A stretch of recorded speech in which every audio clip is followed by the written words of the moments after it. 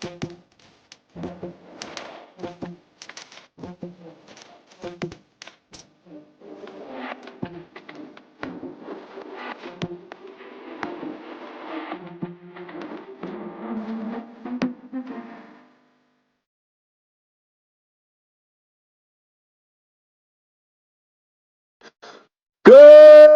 evening, ladies and gentlemen, and welcome to the one and only Rumboyz Fantasy Network. There's definitely going to be rum on tonight's show because it's my birthday stream, ladies and gentlemen. Welcome to my birthday stream, my birthday live stream. Make sure that you share the motherfucking. I better be tagged in a bunch of tweets at the end of this show.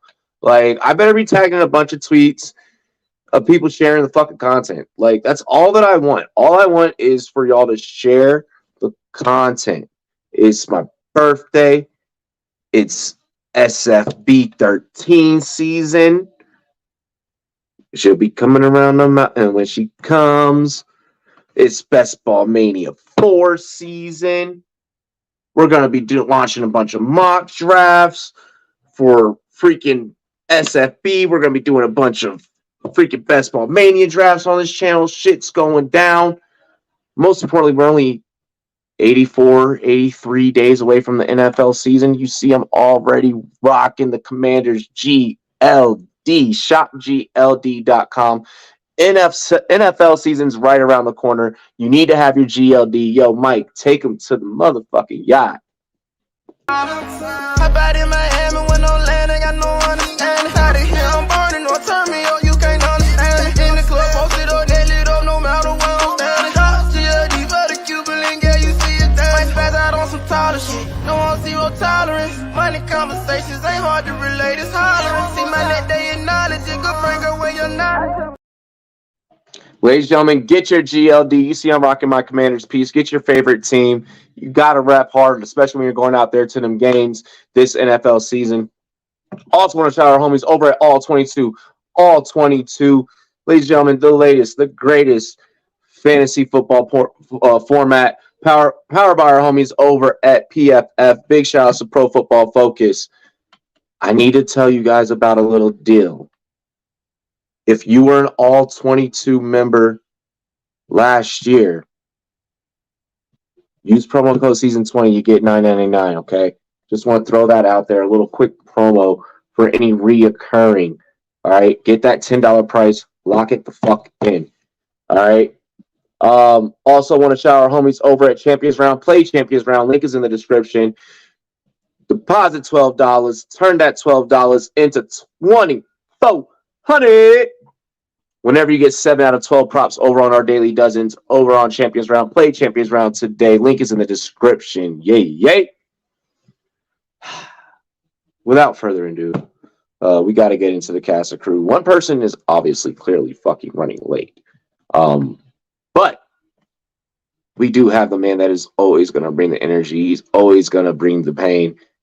This man has had 2 Super Bowl trophies for his real life NFL team over the course of within the last 5 years, 4 years. So he's big repping, he's big stepping, he be big pimping, spending cheese. Drop it like it's hot. Drop the mic, FF. All right, I just want to say one thing. Yes, I got 2 rings, but I want that damn ring. I want that ring that came out last night. That thing looks heavy. You like it? Pretty, sexy, and all the above. That shit was bling bling. That shit was fire. I love how I get a message perfect. Sounds good to me. And the motherfucker didn't make it here during intros, as if he didn't understand how quick this show runs. Bro, we have 2 hours of fucking airtime. Wham bam, thank you, ma'am. I hope he goes back and fucking watches this. What? Cheers to me. Hold up. Let me make sure I got your EQ all the way up too, man. 1 second here. Yeah, there we go. Oh yeah, you sound so much better. You ready? I'm telling you, I'm going right out of the bottle, baby. Let's go. Let's go. Cheers to me. Cheers to you. All the rum boys and girls, what it do. Dilly motherfucking Dilly. Let's go.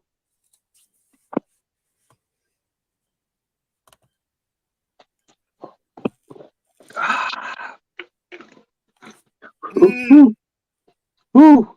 What the Mike? Happy birthday, bitch! Keep drinking like that on tonight's show, and we know what's gonna happen. BTS at the end of the show, Mike's gonna turn into Chiefaholic, put on a fucking wolf mask, and start robbing banks. I'll wait till he comes back. So I'll wait till he comes back. Yeah, exactly. Happy birthday, Robbie. What is good, Weeds? What is good?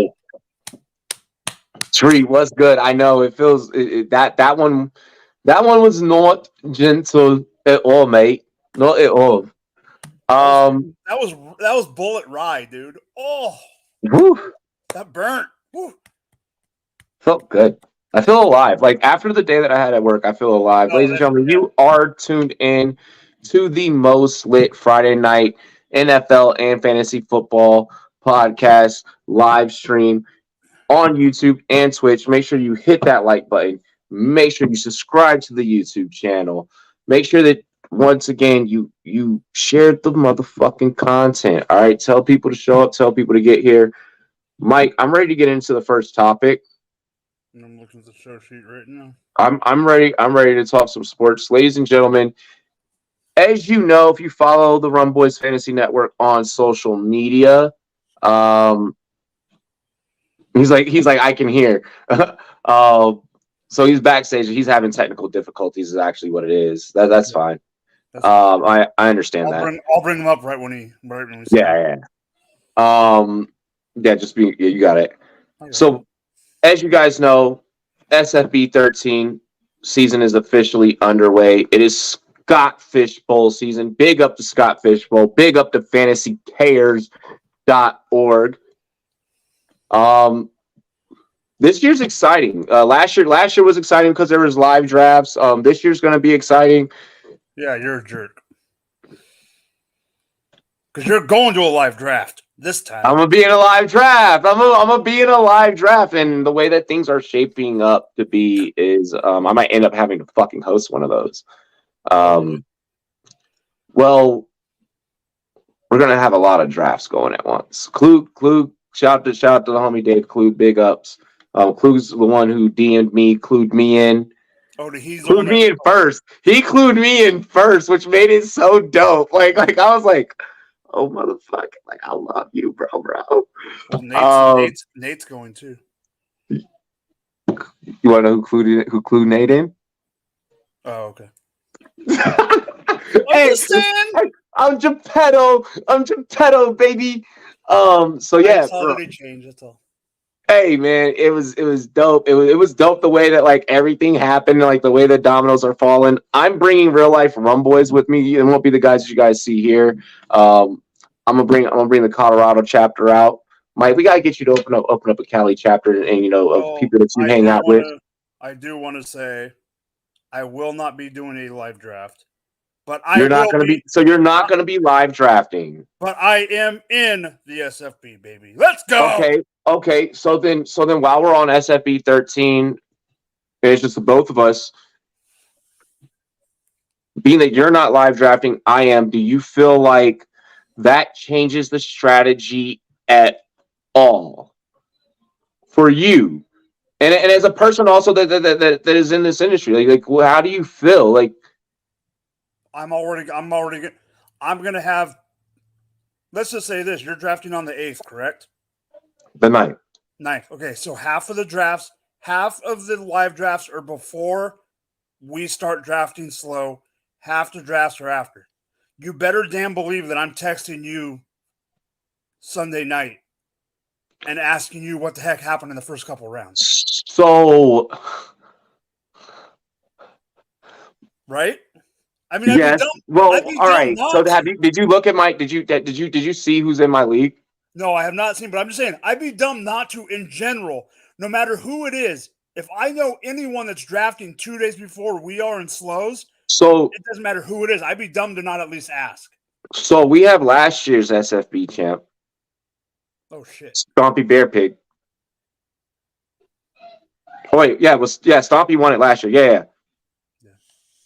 Yep, we got Stompy, Klug, Sam Prevey, Jen. Sam? You got Yeah. Sam? Yeah, bro. Sam clocked in today at the fucking 8 spot. I was like, I thought Sam was doing another live.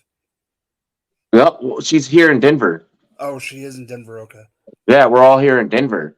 Yeah. So like as soon as it got out, so like Denver, just so that everyone that doesn't know, and I feel like this was like a little bit intentional. No, I think it didn't know what. I think it fell through at first. It fell through, so it did fall through. As soon as the Nuggets won a fucking championship, it was like we gotta have a live draft in Denver. Right. Like we got like our city's lit right now. Like we're lit right now. Before you start, and introducing Mr. Always Late himself, TDS Taco,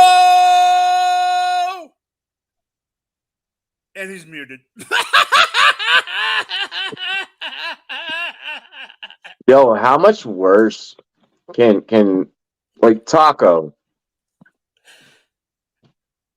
What the fuck are you We doing? can't hear you. Anyways, so yeah, like I forget my son plays with that. I did the whole Broncos country let's ride, and it just went completely. It was like perfectly timed and everything because like how lit Denver was, and I did the whole Russell Wilson Broncos country let's ride. You know what I mean? Like perfect timing, and I had no audio. Motherfucker. It's gonna be lit though. Really quick, it's gonna be lit. Hold on, it's gonna be lit because like for like a lot of a lot of us, this is our first time being around each other during a draft. Well, not just during, but like since 2021. Oh yeah, because you weren't there since Canton. Yeah. I'll be in Canton this year. I understand, but some of those guys you're talking about, they were there last year, but you weren't able to be there. Exactly. Yeah. You know, so us drafting, this is the first time that all of us have been in a live, in person. This is going to be the sharkiest fucking experience. We all watch each other's content. Well, and that's why I'm messaging you on that Sunday night before I drafted. I'm asking you what the frick happened. Well, good thing we doing these best ball shits, Robbie. I mean, we just randomly. Bro, hey, Taco, did you hear before? I have to go. Yeah, I heard. The SFB champ is in my fucking bro. And you got Dave. I would assume Dave is halfway decent. Dave is nice. Dave is nice. We're all everyone in there is super nice. It's a sharky fucking division. This is the sharkiest division I've competed against guys that work in NFL Network. I competed against guys that are at ESPN. This is the sharkiest one because we all live next to each other. And Dave was 15 minutes from my house now. Like fucking, we all live next to each other. We all know each other's takes. We've all been working with each other since 2018 and longer. So it's gonna be like more like home league than a. Oh no! It'll get new. Blood is gonna be shed. No. Well, I mean, see, okay. What do you consider? Y'all must have some weak ass home leagues because my home leagues is everybody because we've been drafting for like a decade now. Everybody knows everybody. Dog. Here's the thing. Because now at this point, so like, think of it like a poker table. Of like you've been to like a celebrity poker or like you've like seen celebrity poker on TV. Think of it like that. It's that. Like I've looked at other people in other live drafts. And I'm like, Denver's looking nasty. I don't know if anyone comes out this division alive. Boston looks pretty good too. Yeah, Boston stacked. DC is stacked. Well, DC is stacked. DC is stacked because you got. I mean, just in the one. I mean, Jeff's hosting it. Jeff and Joe are hosting it. You got her. You got Scott. You got Scott Simpson, bro. Like this year, like the ante was upped, and for us, we've been really low key lately. To where Rumboyz really gets to come out and make a statement, whether you're in a live or whether you're in, your standard SFB drafts. Yeah, my This shit's- nearest live draft is 4 hours away. You better make that fucking trip. No, it's already full. I'm not going to do it. I can't. The day they're doing it, I gotta. Bro, our first one got fooled, and they announced today they're like, we're making a second Denver draft. I was like, fuck, I knew this was gonna happen. Well, he said that right away. He said in his tweet that if it filled up fast, he would make a second one. Yeah, it's gonna be bananas. The one that the one that I'm in, I'm chilling. I'm chilling. You know what? Because I don't know if like the motherfuckers is watching right now. I'm chilling. Let's get into the topic about it because strategy. Yeah, because I got questions. All right, well, Mike, I will let you head off with your take in terms of strategy. Okay, drop the mic, FF. Here's the thing, Robbie. Okay, just for everyone that knows, me and Robbie have talked a little bit about it off air. Just so everyone knows, the biggest things are there's no negatives with quarterbacks or any position, no fumbles, no missed kicks, no nothing. That's new? No negative. The other thing that's big this year is it's 0.25 per carry, 0.1 for first down for a catch or for a passing first down. It's 1 point for a first down for a runner or a receiver. But here's the big thing. The other big thing is tight end is double the premium. It's plus 1 full extra point per PPR and per first down. So like a 10-yard first down for a tight end is literally like a 4-point play. I just want to bring that up while I'm bringing up the strategy. The reason I wanted to ask Robbie what he's thinking so we can kind of bounce around on this one, Robbie. Robbie already has a draft spot at 5, right? Am I right? Yes. Okay. I personally do not have a draft spot yet. So I've been playing around in a couple mocks to figure out where I want to be. 5, 6, 7 is where. So let's take it in that direction then. Let's take it in that because I think only lives have gotten their invite so far. You can pick. There's a lot of people that have picked even not lives. It's just I can literally go in right now. So what it is right now, I could go and pick my division and pick my spot, and it's locked. Aiden, I love you. I just haven't done it yet because I don't want to pigeonhole until I figure out what I want to do. So, in everything that I've done mocks-wise, the chalk first 4 picks in no particular order, but the chalk first 4 picks, Mahomes, Hurts, Josh Allen, and Travis Kelce. Those are the chalk first 4 picks. After that, 5, 6, 7 gets interesting. I've seen Lamar go 5. I've seen Burrow go 5. I've seen J-Jeff go 5. And I have seen CMC go as high as 6 in a mock. That's the highest I've seen a running back go, partly because of the 0.25 per carry. And you want to get guys that, I'm thinking maybe going hero. If I'm at 5, Robbie hasn't said anything, so this is nothing.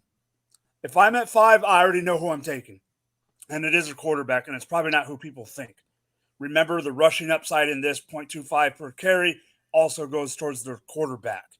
So, my question to you, Robbie, 5 to 7 to me seems the sweet spot. What do you think about drafting towards the end of it with a third round reversal, like 10 to 12, and having say I knew you were gonna because I'm wondering if I can pivot that way or if staying at 5 through 7 is the best way for me. So if in the SFB 13 format that we're looking at this year, you really are staring, if you're at the back end, you're really staring down the barrel of making sure you have to be stealthy as fuck within those first 3 picks.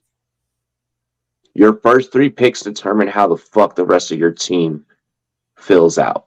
I want to give a big shout out to the homies, Fantasy and Frames. I know the homie Jorge. He's over on a show that apparently I was booked on that I never knew that I was fucking booked on, because I wasn't booked on it. But anyways, clout chasing aside, not on our end, obviously. But and I also want to give a big shout out to the homie Gator J. I drafted at the 11th spot. I did the turn. I liked how that team turned out. I don't that in that mock a lot of good players, a lot of players that were familiar faces in this format. I feel like I can pull it up. I'll actually pull it up. I did one from 11, Robbie, and I was planning on going wide receiver, running or quarterback, running back, or wide receiver, quarterback. I think I did do that. But guess who I ended up getting that freaking 111 and 202? I couldn't resist it. It was Jefferson Chase. Jefferson Chase. How do you turn down Jefferson Chase when it falls in your lap?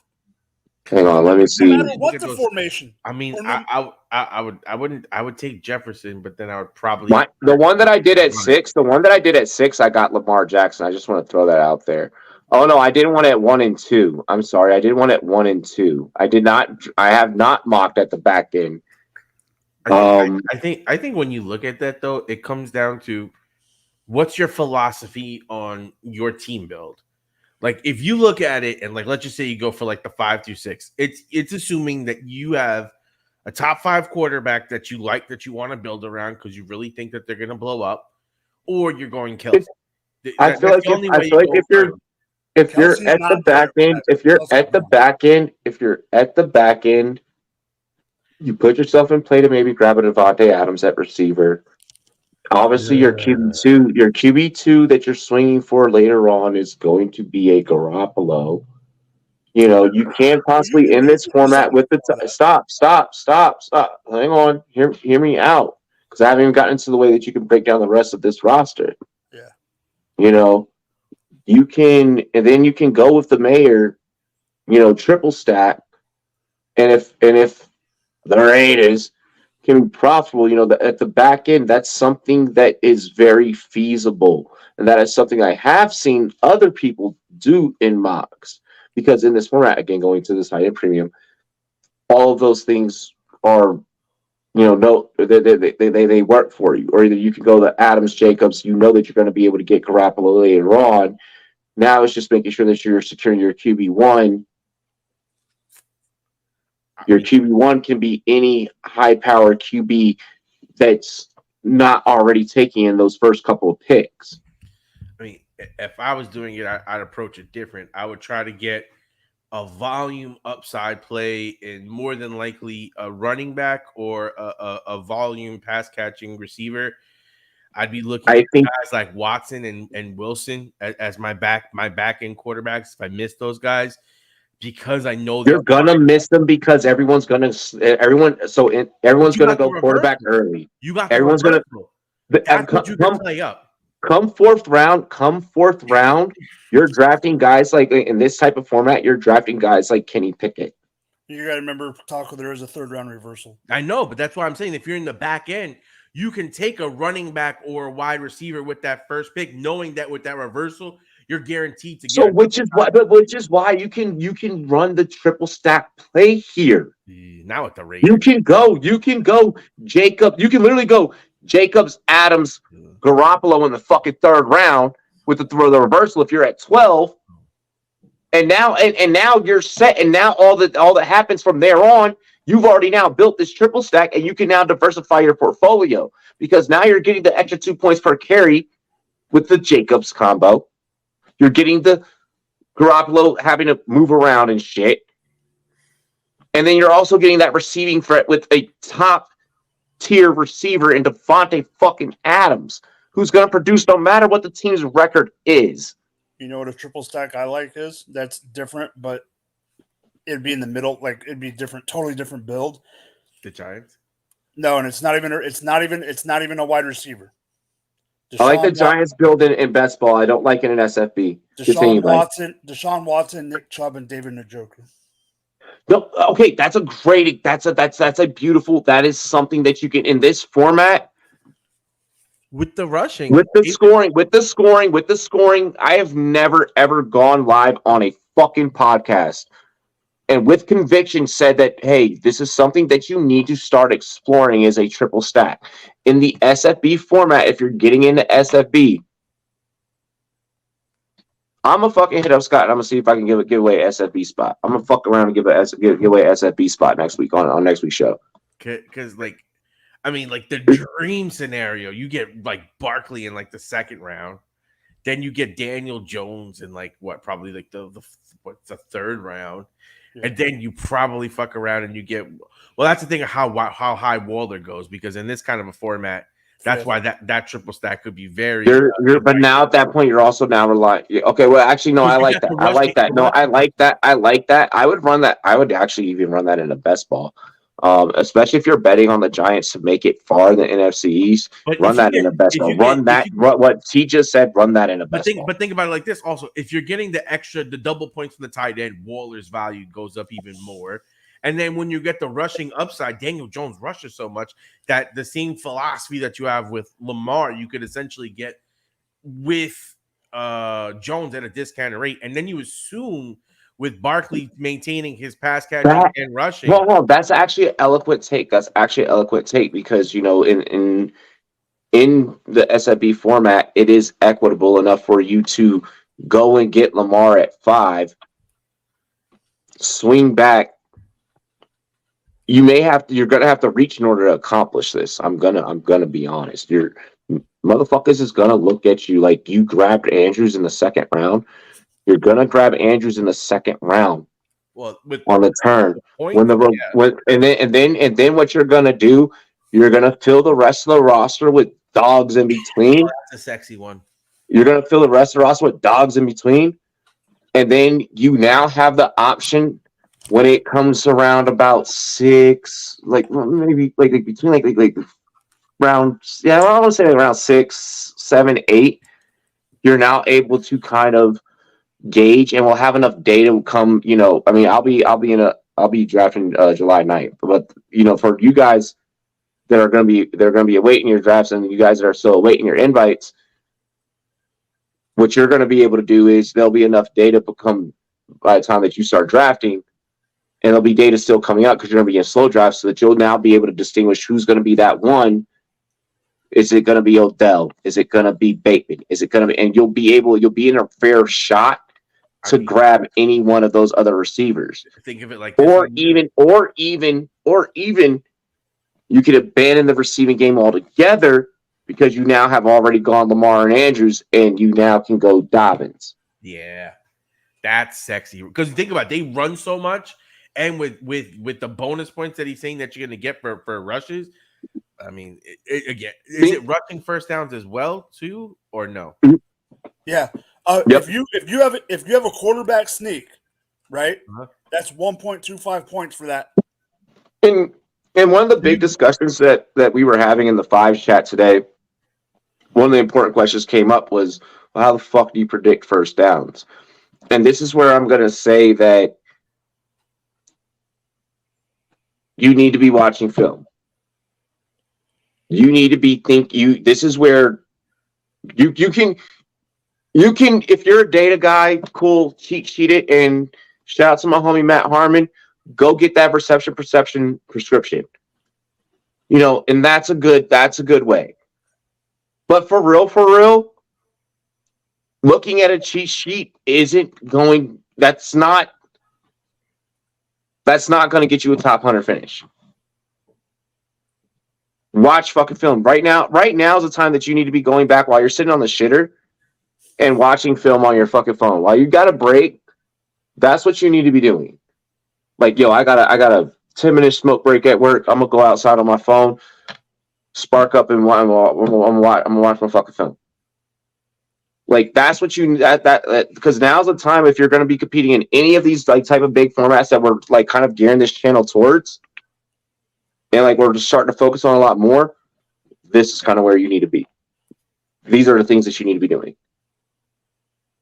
You know, so straight up, throwing that out there. You know, my best strategy, the triple stack thing can be bold, but I think in this year you may need to swing for that. And maybe I'm also coming from that standpoint because of the guys and gals that I'm going to be facing in my personal division. Let me ask you this. Is this and I know how you used to play. and you've started to get away from it, but I understand your old pattern because of the scoring. Is this a perfect double running back or one running back, quarterback, running back, and wait on the wide receivers and go double? I'm thinking it too, Robbie. I wasn't thinking it, but I am now. Save it. Save it for the SFB mock show. Save it for the SFB mock show. We're I would say I think you. I feel like you can do some shit with that, but I feel like doing that is you're just holding dice in your hand, and Like, you're just every turn. Like you might as well write a player's name on each side of the fucking dice and roll that bitch and just pick that way. Like, but I mean, it's worth a shot to try on the mock show. On the mock show, we can have a lot of fun, have a couple of beers, and really kind of. The only thing that I want to add, and it's because Robbie already brought him up, it's not strategy-wise, it's player talk. I think Mark Andrews is going to be the big key in some drafts because depending where people let him fall is where it's going to trigger the Hawkinson and Pitts, because I've seen in the multiple mocks that I've looked at and done, I've seen Andrew. I have not seen Kelsey go past 4, but I have seen Andrews go between 8 overall and end of second round. That's a big swing. It's a huge swing. I mean, so I could see myself at 5 being like, fuck all of that stress and being like, I'm gonna go Burrow, swing back and get T. Higgins later. Because I know that Chase will already be off the board. Like, I could see myself doing that and be like, risk it to get the biscuit, bitch, but at least you don't deal with that stress. Because like once in this format, once I draft Lamar and Andrews is done, I don't like my odds with the rest of my receivers that I could stack with in Baltimore. I think I'm not going to get too far into it because we need to save some for the mock shows. But yep. I do think that Lamar is one of the guys that I'm willing to go without a step. Yeah. I think that he's probably one of the few that you could get away with it. Because of the rushing upside. No. Yep. And then I think that's the only saving grace that you have. I got the question is, who do you draft over Kelsey? Are you talking about the fucking consensus that was already mentioned in the beginning of the tape? He's number 1? He's the first pick, Kelsey? No. I haven't done any mocks.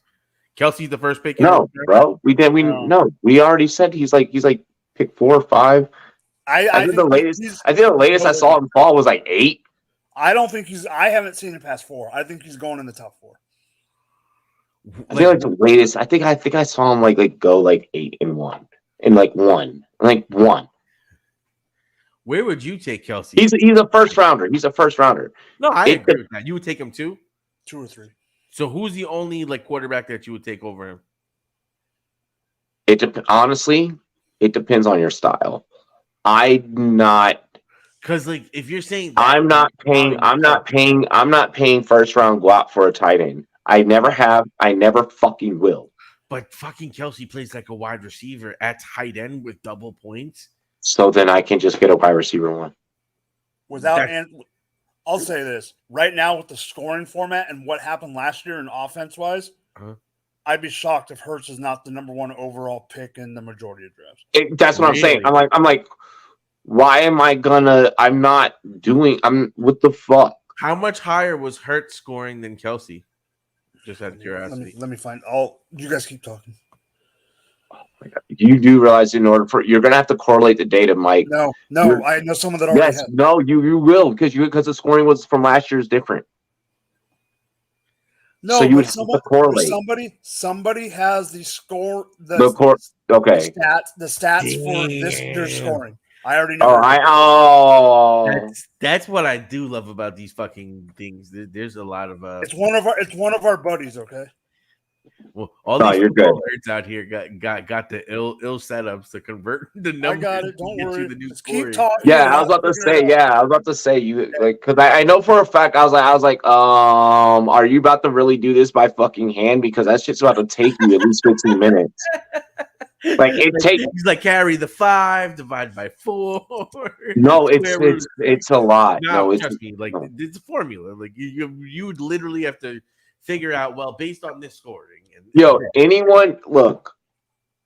Anyone that has ambitions to be doctors and lawyers and shit like that, like yes, do it. But listen, anyone that says fucking that there ain't no math in football, or you don't need math to be an analyst. If you look at some of the shit that I gotta do in my new job, you'll be like, oh hell no, like hell no.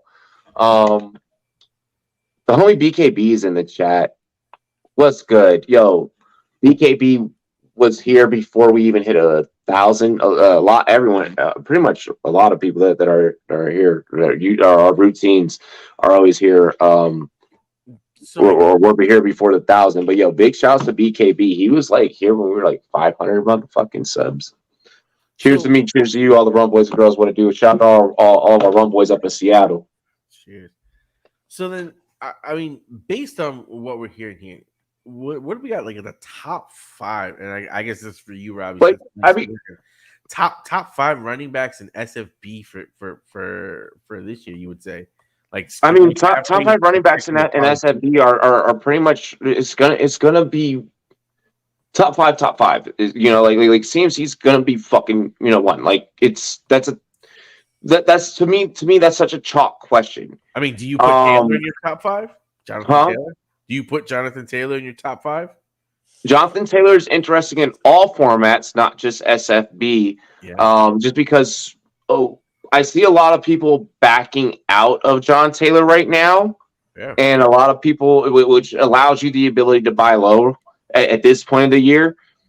Reports are going to come out, and I'm sure that we're going to start seeing, the Anthony Richardson and JT Click.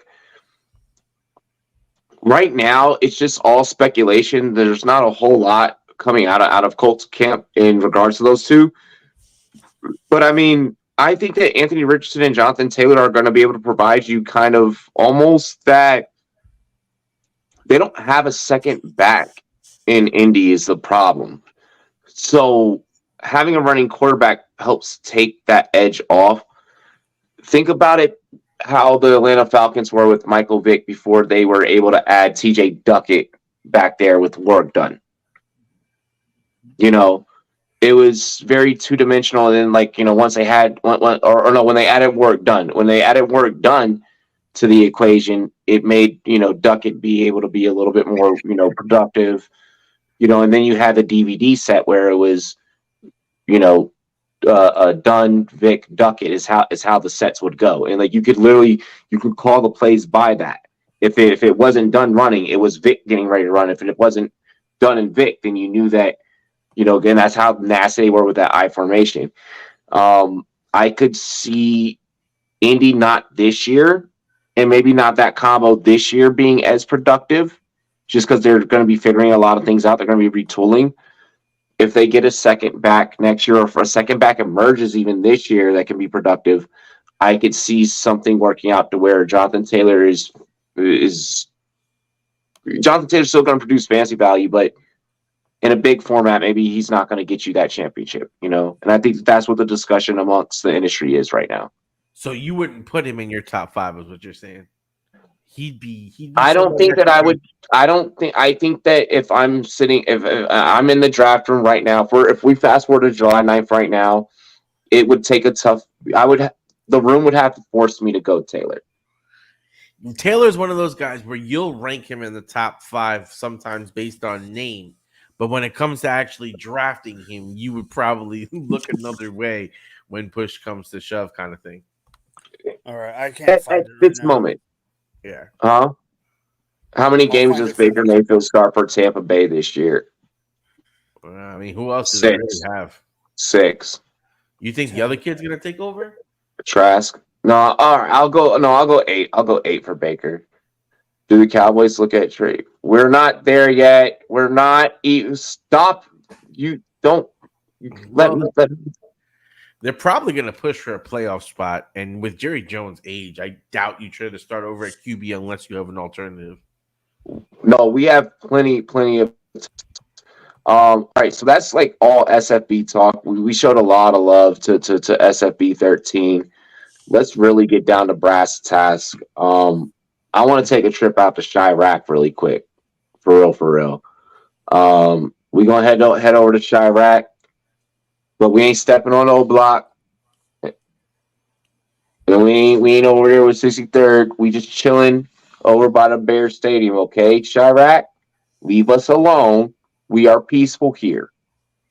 With that being said, instead, let's talk about the Bears.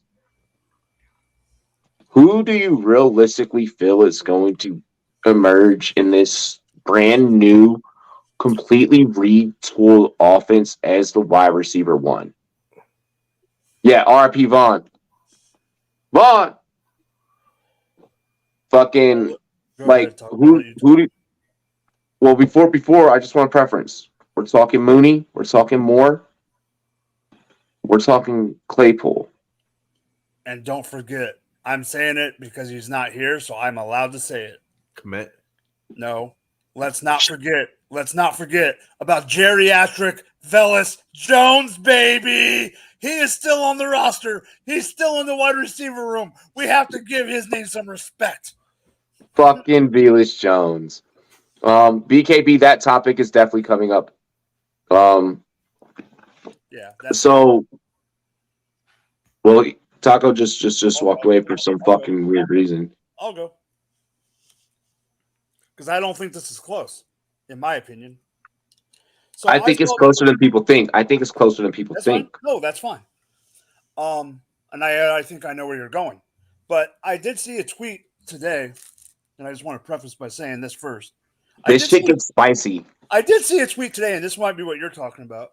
I did see a tweet today that a certain Mapletron is already causing himself some issues in the locker room like he was in Pittsburgh. No, I think that hold on. What I'm hearing, so I'm getting the flip side, and I'm getting the flip side from cheers to me. Cheers to you, all the Rumboyz girls want to do dilly dilly.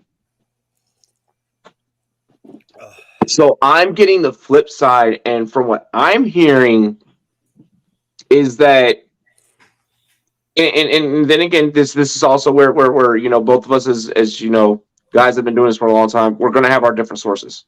Mm-hmm. I'm hearing that the way that it's being taken is that he's kind of emerging as the number one, and it's that's what I'm hearing. I'm hearing that Claypool is kind of really being a dog out there.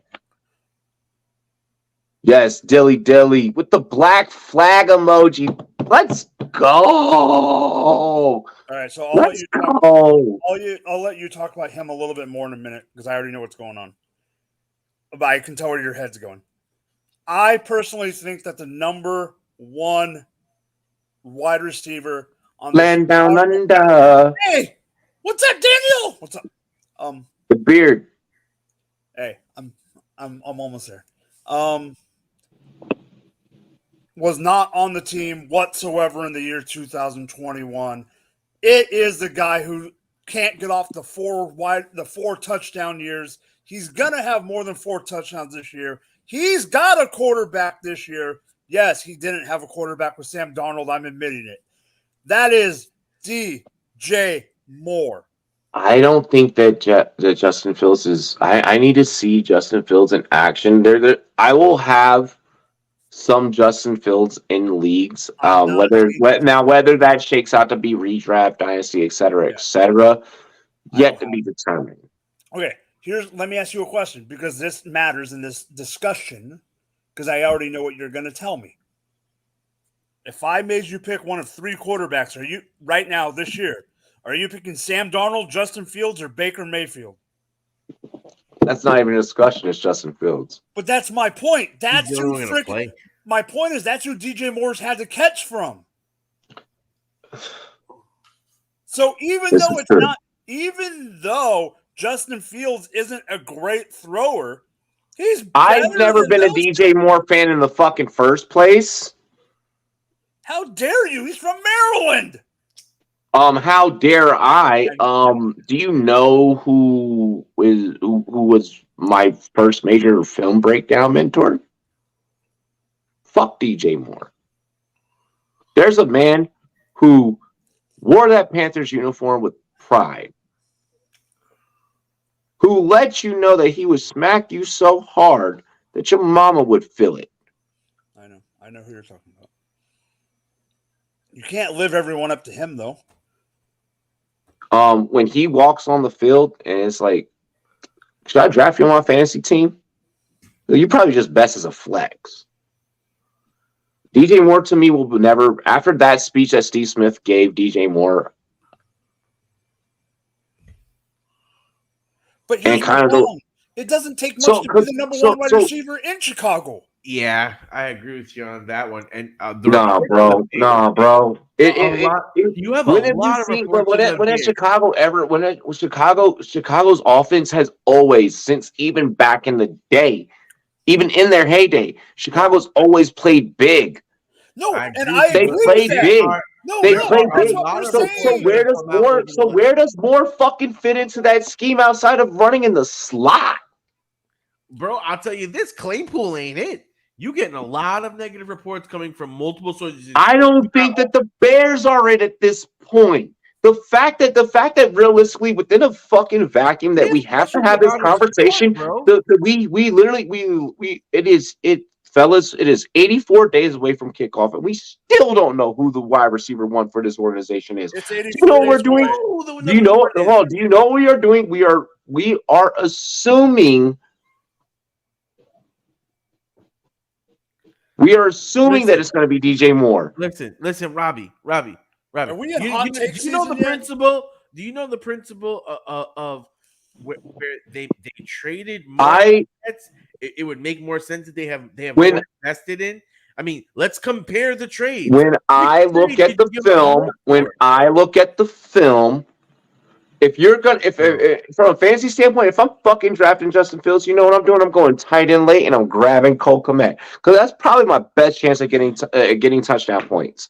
Listen, the problem with the film on guys like Claypool is it doesn't show that their heart and their work ethic, and they show if they go in the offseason and they put in more good separation and still is probably not going to get targeted. Justin Fields thinks run first. Claypool, I don't think this new coaching staff and everything that is happening brand new with the fucking Bears has been cohesive enough for long enough for Fields to go out there and just straight up just light up the goddamn passing yards. He's not.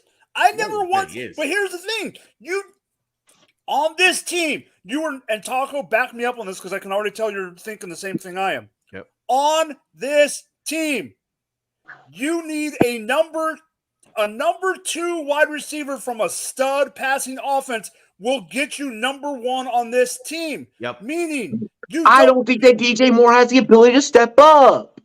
You don't think DJ Moore can get? You don't think DJ Moore can get 800 yards? Yes, he can get 800 yards. I'm saying the passing leader, the number 1 wide receiver on this team. He won't get 1,000 yards. I don't think that any of these receivers are 1,000-yard receivers. And that's what I'm saying. And that's really you stretching didn't ask it. me if this. You didn't. That's ask really me, stretching it though too. But you didn't ask me if I don't think the Bears have 1,000-yard receiver this year. That's Robbie, really hear me out. stretching it. Robbie, hear me out. You didn't ask the question if we think the number 1 wide receiver is going to be a top 12 fantasy talent. No, because none of these guys, we're drafting these guys. When we look at the Chicago Bears from a fantasy football standpoint, you're drafting them as 2s and 3s. Yes, if you're drafting Chase Claypool, you should fucking be watching this show a lot more because Chase Claypool should not be on your roster. But that's my point. That's why I think that Chase Claypool is rosterable. I think that Chase Claypool, especially this early, he's definitely rosterable. If I'm getting Claypool as a flex, I'm happy. I'll take him as a flex or my number 4 wideout to start. If he's not one of my, if I have to start 3 in the league where I have to start 3, if I have to start 3 in the flex, is this like a 20-team league? Like in a 20-team league, yeah, but no. But in any kind of regular type league, no way, no fucking way. In a start 3 wide receiver with 1 flex, I would. No fucking way. Chase Claypool, no fucking way. Yeah, I don't think that Moore has a 1K yard. I don't think that Moore has 1K this season. I'll tell you this: it's not like I'm targeting Moore.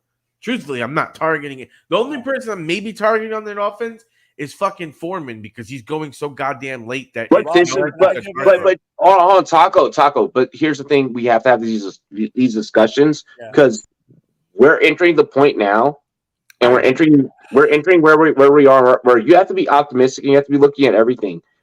If I have to take someone off this team, I know that Moore ain't ever going to get me over the hump. Oh no, it's DJ Moore by far. Like I ain't touching Mooney. The price that I'm gonna have to pay. So yeah, okay. I'll say this. I'll agree with you both on DJ Moore being the wide receiver one. Is he gonna catch those wide receiver one targets? Probably not. He's never had a really great quarterback thrown to him, and he's That's my consistently point. delivered. So I don't think that we're gonna see a huge change from Moore. All of his plays are just deep routes. You have a quarterback that does not do that. Listen, I trust the talent there more. I don't trust the arm. I don't trust the arm. I trust the receivers. If the receivers, you could. I don't trust the quarterback. I don't fucking trust the quarterback. I know where you're going. I trust the quarterback as a running back. Can I give a hot take but on the Bears? You're being pessimistic like I am. I'm not really going for any of them. It's more falling into my lap where it's just like he's probably 2 or 3 rounds past his ADP. I'm looking at a situation where I need a wide receiver, and I'm like, fuck it, I'll take that. Moore won't fall 2 or 3 rounds past his ADP. He'll fall in 1 round, but okay. What happened? I mean, no, for me, I would need it to be more than 1 round. Like it'd be one of those ones where he's like a hard fader. Because in most cases, I would probably. I want to draft in the leagues that you play in. You do, and I fucking do better. Remember, you seen these best balls? My team's just sexy, bro. You just started best ball. My team's just sexy, bro. How do you know? They haven't played 1 year. They're gonna win me money, baby. They're roster baitable. Like when you look at them, it's like, damn. I see the tan lines. You need to get laid. How? Oh, I did. He already has the baby surprise. You have a kid, so yeah. Yeah. I'm like, bro, you haven't seen these guys play yet. You haven't figured out the shit. It'd be dope. No, don't get me wrong. It'd be dope though for Taco's first year ever playing best ball. Like if he won like a significant amount. My first year ever playing best ball. Hold on. Not my first year ever. It's my first year ever playing best ball. An underdog. Yes. It's not my first year ever playing best ball here. When you have talked about your previous best ball formats, I do IDP. I was doing IDP ones. It was like IDP and regular players. It's like 30 rounds. Look at Mike's face. He's like, fuck. I am in 6 dynasty leagues with IDP. But IDP best ball? Hey, you sound fucking stupid. It's regular players and IDP players. Yes, that's called IDP best ball. Yeah, well, no. It's a regular league with 5 IDP. Robbie, go to the next question before I delete him from the stream, please. Yeah. I'm drinking tonight. I can't put up with this. You don't know how much whiskey I drank before. Let's try and knock out one more topic before halftime.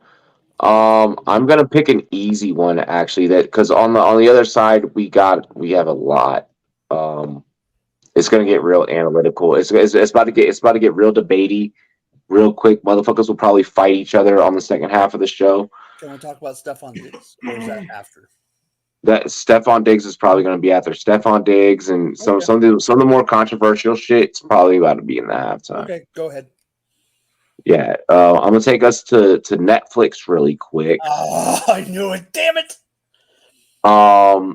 And Netflix has announced they released a trailer this week for their brand new show, Quarterback. Mm-hmm. I'm excited for this. I'm fucking pumped up. We're pumped up for any NFL fucking content that we can get. Yeah. You know why I'm pumped up? Because I know they're going to talk about the Super Bowl champion. Woohoo! we get we get to view the lives of three quarterbacks: Patrick Mahomes, of course, uh, Kirk Cousins, and Marcus Mariota. Obviously, three very different sides of the story. Three very different walks of life through the quarterback position. What are you guys excited about? We all work in media, so big shout out. Fuck, I wish I remembered the director's name and the producer's name because I actually know them. Fuck. God damn it.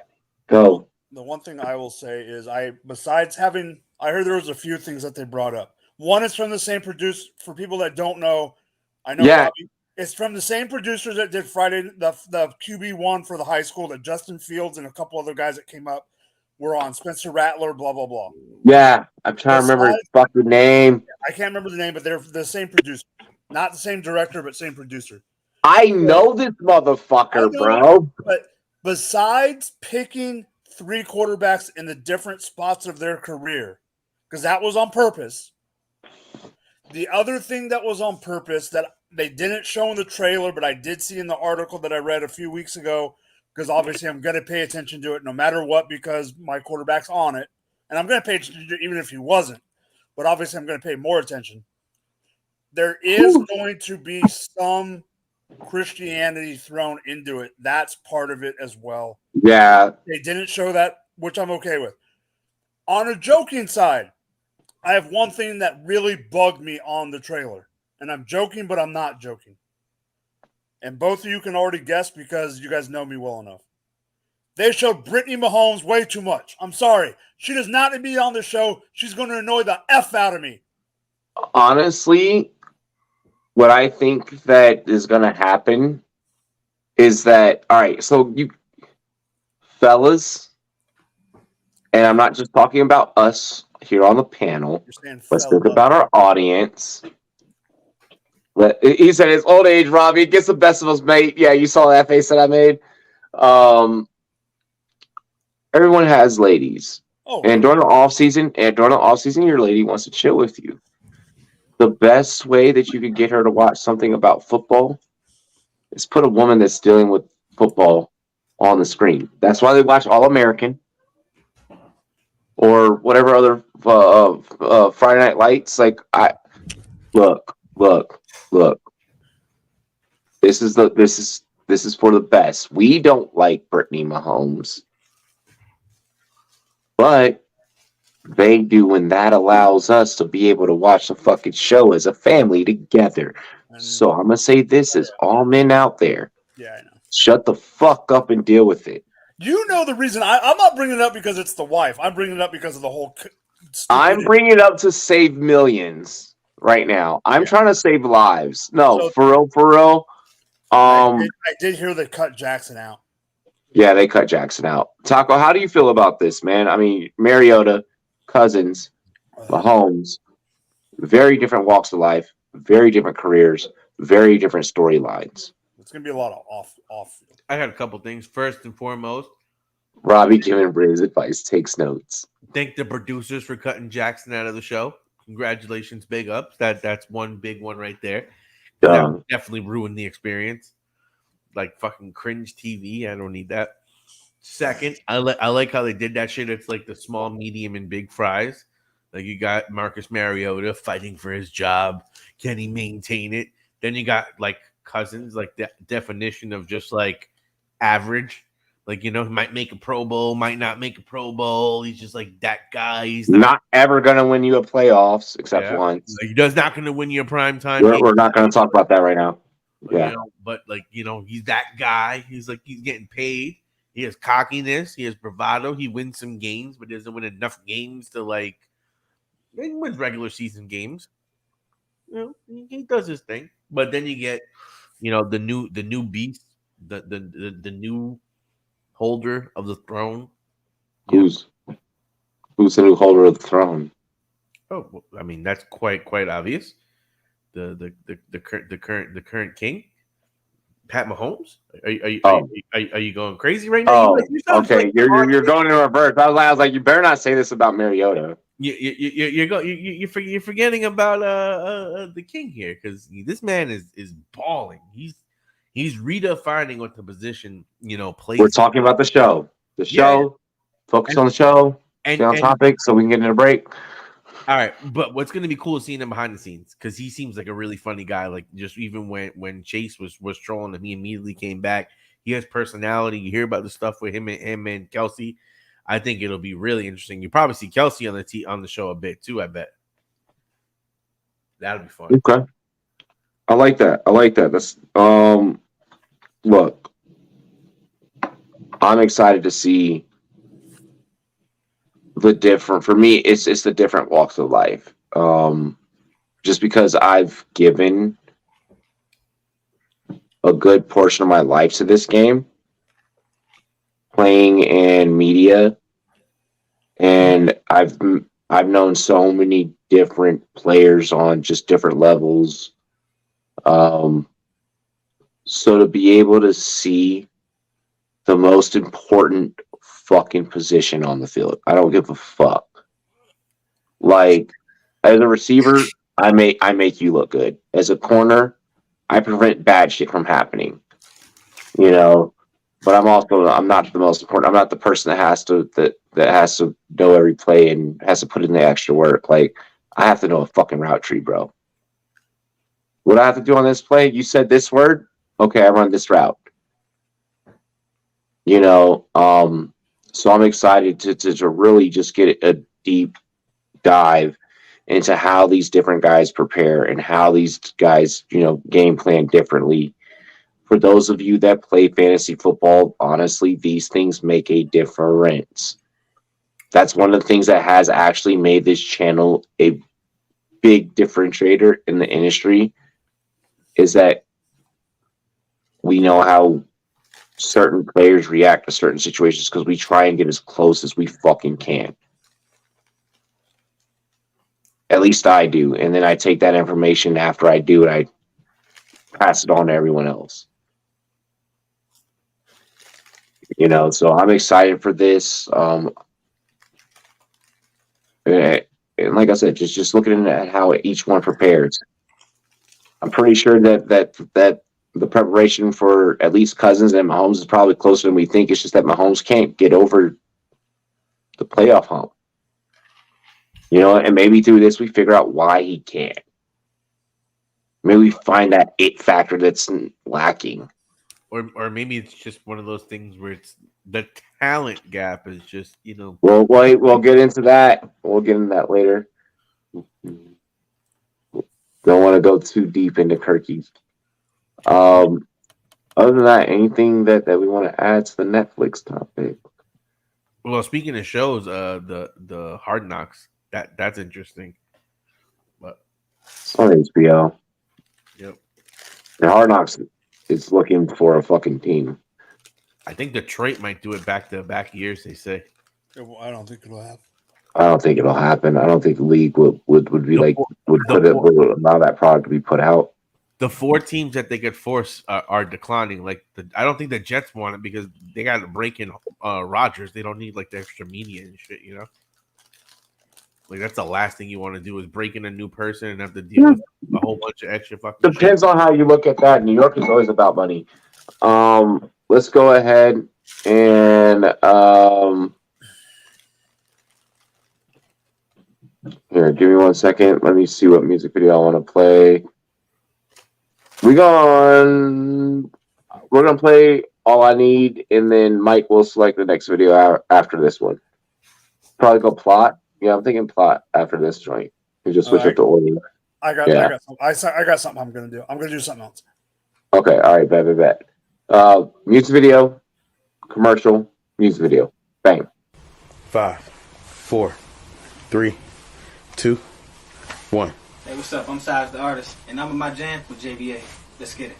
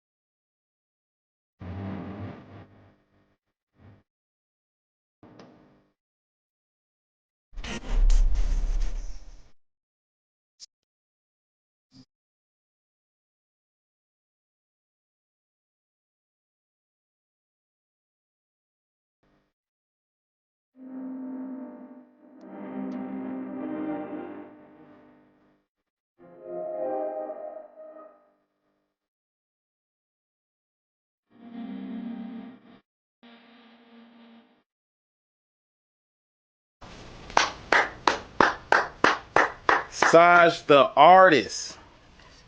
Hop out in Miami when I'm land, I got no understanding. Out of here, I'm burning, or turn me up, you can't understand. In the club, posted up, they lit up, no matter where I'm standing. Shots to your D for the Cuban link, yeah, you see it there. Might spaz out on some taller shit, no one zero tolerance. Money conversations ain't hard to relate, it's hollering. See my net, they acknowledge it, good friend, girl, where you're not.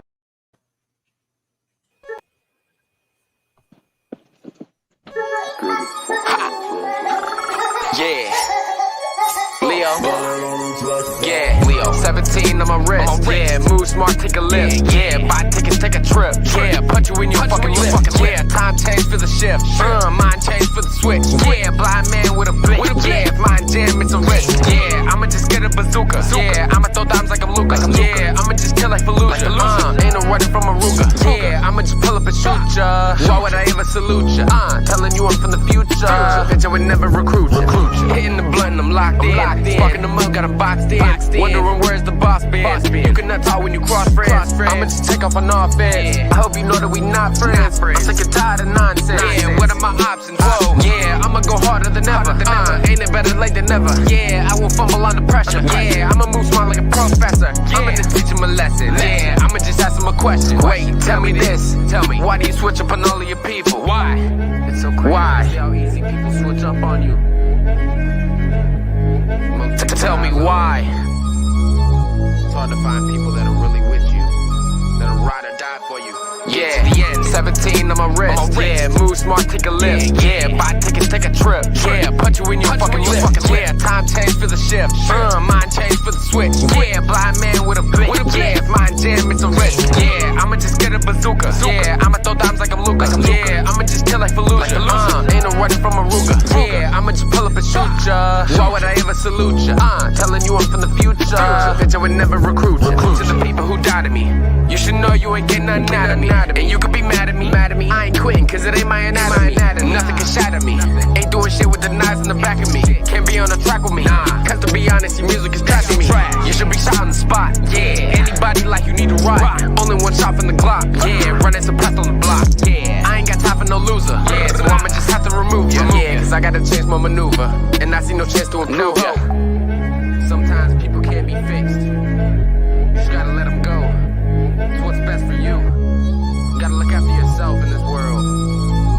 Nobody's really with you.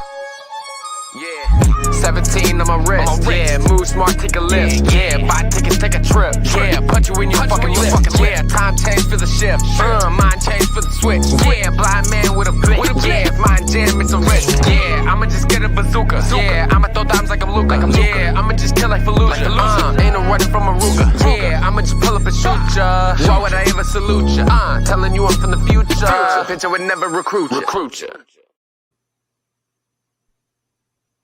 What is going on? What is going on, ladies and gentlemen? It's your boy Rumboyz Robbie. We are back here on the Rumboyz Fantasy Network. This show is brought to you by all22.com. Shop GLD. Get your GLD just like me. Represent your favorite team. The fact that Taco doesn't have a Giants chain is Giants GLD is fucking insane. Go to GLD, Taco. What the fuck are you doing? I got the Yankees, bro. I mean, it's Gotta get over to GLD, get your official licensed merch from all of your favorite sports leagues and teams. And then also check out Champions Round. Link is in the description. Ladies and gentlemen. I was about to say though, I might have to get me a Miles Morales GLD chain though for that movie though. Bro, do it. We've never had anyone on the show rock the Marvel joints. So do it. Do it. I know I want to get me a Black Panther one. We are going to go ahead and get into the second half of the show.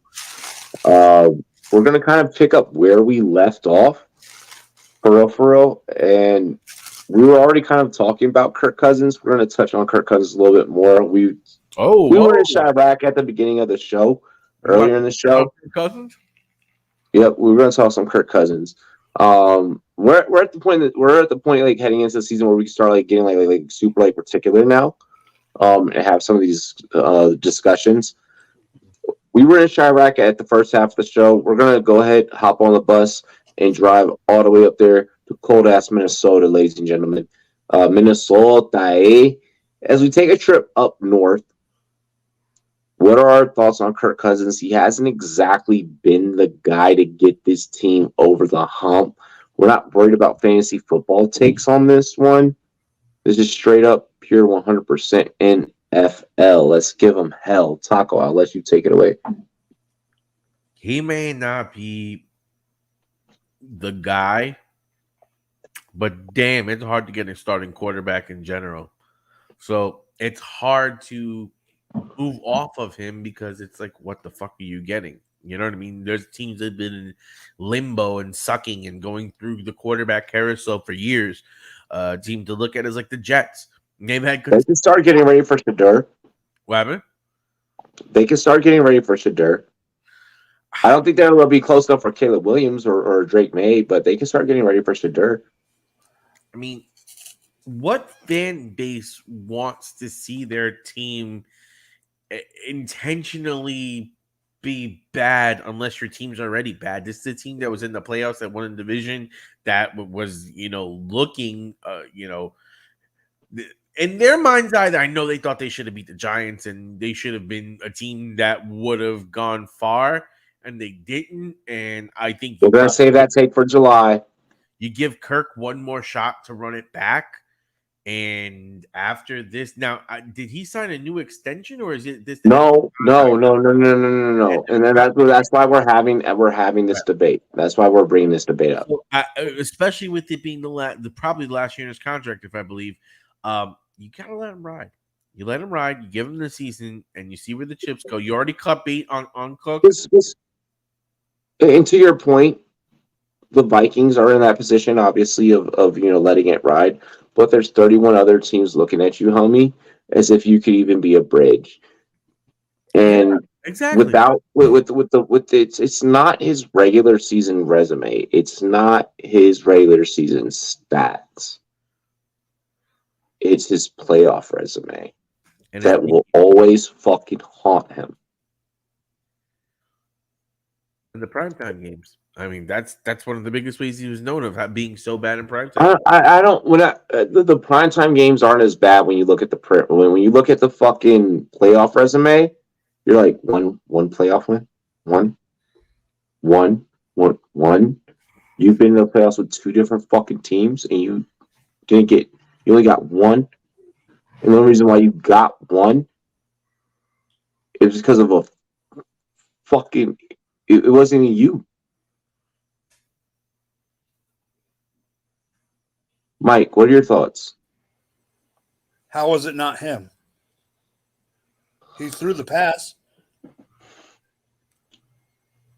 I'll give you that. He threw the pass in one place that somebody could pick it up. Okay. I admit it was because of the receiver, but you got to give the pass a little bit. You're talking about the miracle in Minnesota, right? Yes. Okay. That is a fucking fluke. I know, but I'm being. Marshawn Lattimore's a fucking idiot. But it was in a perfect spot that Marshawn Lattimore couldn't get to. It was not in a part. Okay. I know. Let's keep going. Marshawn Lattimore went low instead of hitting him center fucking mass. That is his fault. That is no one else's fault but Marshawn Lattimore. It's not that Diggs was more talented. That was a fluke fucking catch. As someone that's played both sides, I fucked up. On the defensive side, I fucked up. I just fucked up.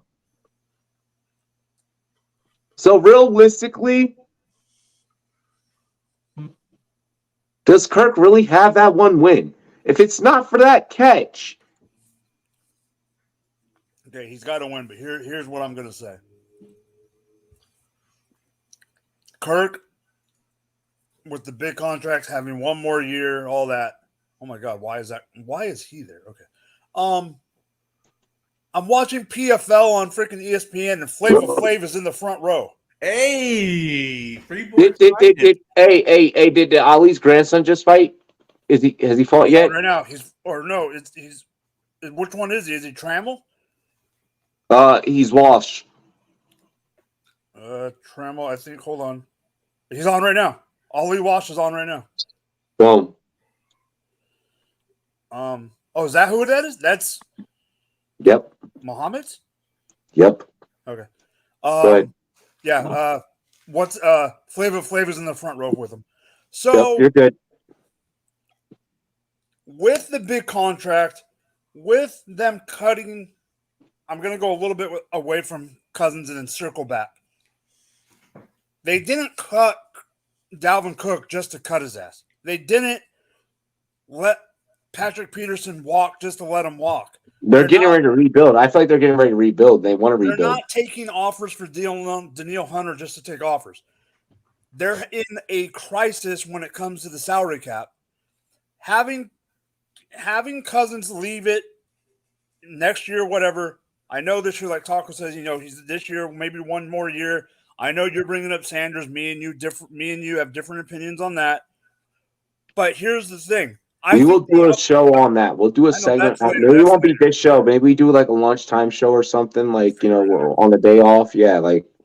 Here's my thing about Cousins. I don't think it's going to be a rebuild like you said, Robbie.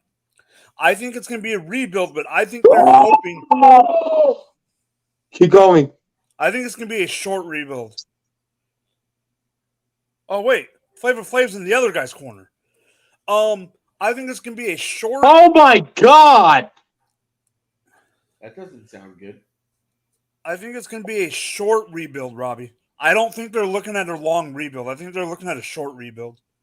This is the second live knockout that I've witnessed by this man. This man is a monster. Yeah, this man is worse than his father. Or his grandfather. He's worse than his grandfather.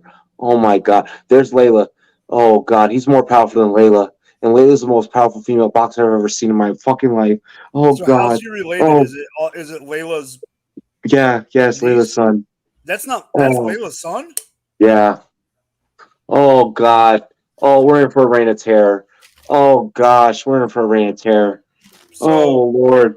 Oh, 3 generations of Ali dominating boxing. 3 generations of Ali's dominating boxing. No, because he'll dominate MMA, not boxing. 3 generations of Ali's dominating combat sports. When has one bloodline dominated 2 sides of that's? Oh my gosh. So I think, okay, to sum it up, I think they are going to do a rebuild, but I think they're looking at a 1 or 2 year rebuild. And one reason I think that the rebuild is going to be short is, one, you got Jefferson. I'm not sure about Madison, but I think Brian Flores is going to do wonders for that defensive staff. And it's not going to be as long of a rebuild as some people think. I think they're just trying to get the money straight, get another quarterback, and go from there. I don't think that it'll be as long of a rebuild. What I do think is that it'll take about 2-3 years. I don't think that Kirk Cousins is the guy. Washington knew this early. Minnesota knew this. And they had the ability to probably get rid of him sooner than later and make someone eat the rest of the contract. But because they were in so deep, and they were the ones that were responsible for where we're at with the QB market right now,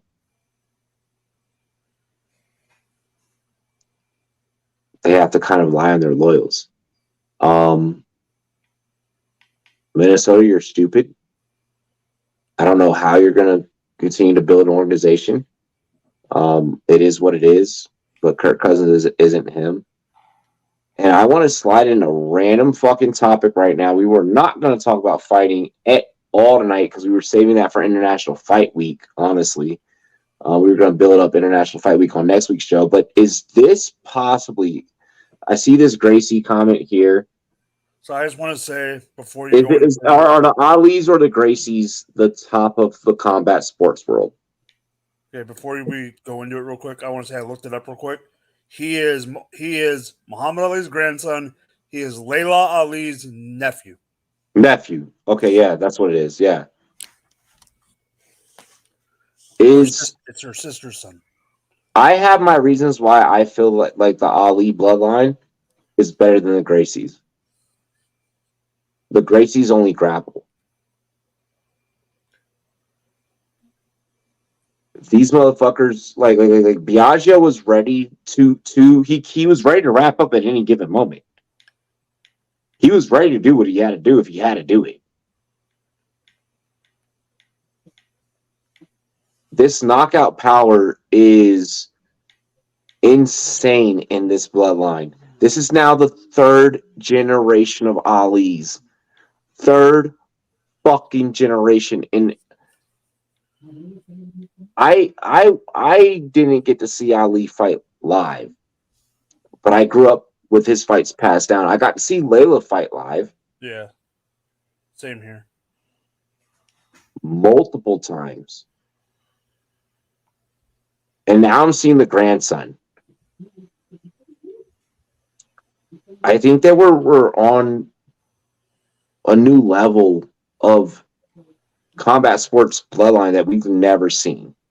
We've never seen anything like this. Besides the Gracies is the closest thing that you could get. The Gracies is the only thing that you have. That's the closest thing. I think with the long lineage of the Gracies, I still give it's close. I don't know. I gotta see. We know Gracies. Shout out to Casey. Casey, I want some. And I love you. But continue. Taco face. Hold on, she knows. Hold on, she already knows. I'm just saying. I know. I didn't say anything. We've been down this path. We're good. Okay. Okay. So check the DMs. I'm gonna bring a couple more families up that I want to bring up, but I am not saying they're on this level. I just want to bring them into the conversation for conversation's sake. Okay. That's a good one. Well, that's one, too. There's only two in the next couple that I'm going to bring up, but I hate them. I hate their guts, but I'm going to bring them up anyway. I gotta give the Diaz brothers some credit, and I can't stand them. The other brothers that I gotta give credit that I have loved from day one in the UFC, I love one more than the other, was the Nogueira brothers. Yeah. Okay. I don't think that they rank. I don't think they rank with the Gracies or the Ali's. No, I don't either. I think they rank with the Diaz's. I think that what we've seen with these two families, and I mean, UFC started back in the early 90s. Boxing's been around forever. Excuse me. When we look at these families,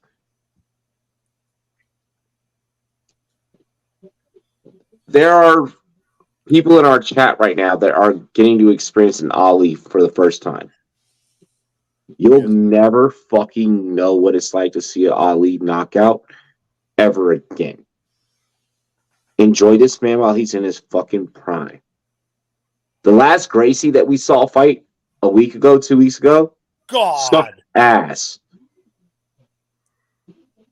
This family's consistent.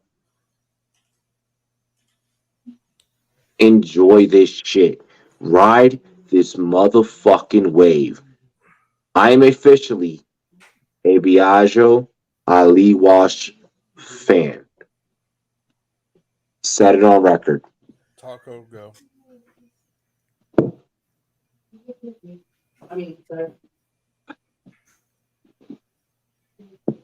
Is Taco muted? What? Oh, go. You're up. I mean, I for this one, yeah, I don't really have a preference or a bloodline that I would hype up. You guys have pretty much covered all the bases here. Diaz was a dog in prime. Diaz, but everyone's a dog in prime. Everyone's a dog in prime. Everyone, you're either a dog in prime or one, and then you come over to UFC. Like, yeah. Shout and speaking of UFC, shout out to the homie Mondo. We love you. Big up to Mondo. You represented, you held it down as a very close fan of the Rumboyz. You may win in there, but you were on the Ultimate Fighter. Nigga, none of us were. So anybody got anything to say about Mondo? Fuck you. Fight me. All I'm gonna say is that face looked like it hurt. It hurt. that face looked like that nose looked like it hurt. That's all. I know. I'm not saying it as a smart ass. I'm just saying legitimately as a fight fan. Dog. Nose looked like it hurt. When behind the scenes, you want to know behind the scenes? Like, I'll say it on here. I could tell. I want to know the behind the scenes in MMA. So like, it's me, him, Caesar, and like we're good, like just like yeah, like it was a very docile conversation. Big shouts to the Roto Lounge homies. Big shout outs. What up, Roto Lounge? Yo, cheers to me, cheers to you. Hey, what's up, Shout out to the Roto Lounge crew. Brad, what it do? Hey. Hold on. Hey, Roto Lounge, I got to do something just because you're on there, okay? Oh yeah, get the bourbon. Go ahead and get the bourbon, Mike. I'm just gonna finish off the bottle. Fuck it. You want to finish off the bottle? Whiskey, a Roto. It is Bullet Rye, and I'm finishing off quick. I probably got like half a shot left, but I probably took like 2 shots in one with Robbie earlier. So let's just finish the bottle. Yeah, you did kill that shit. Oh my god. Oh yeah. Yo, Roto Lounge is a bourbon connoisseur. That's why it was ironic. Like we had the Rumboyz and Roto Lounge. They big fans of the bourbon shit. Like it was just popping in that draft. Like you had a bunch of sharks up in there, and we just got it popping. I gotta get in the bourbon bowl this year. Roto Lounge, let me get in the bourbon bowl. Brad, come on, man. All right, next. So like we had a very docile conversation. It was a lot of back and forth and encouragement, and then like kind of like just at one moment, pure silence, and you kind of just felt you like without anyone saying anything, without anyone crying or anything, you felt it. So I mean, big shout out to Mondo. My MMA, like we all know each other. Like we all know each other. Like we all know each other. So like, I was a damn good fighter, and my MMA career didn't get there. So I mean,